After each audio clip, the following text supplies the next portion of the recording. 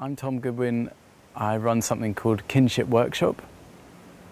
I have a background in dance, movement and somatic practices, and I have an ongoing interest in the environment and animal studies.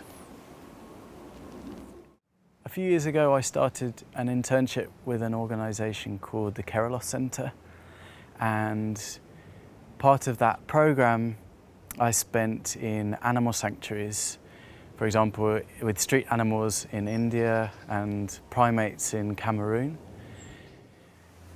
I spent a lot of time watching and being with the animals there, and I started to notice the subtle and complex lives that they live.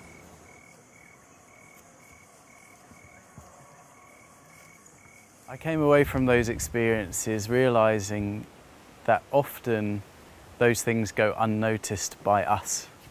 I think it's so important in these times to recognise rather than ignore how crucial our relationship to nature is.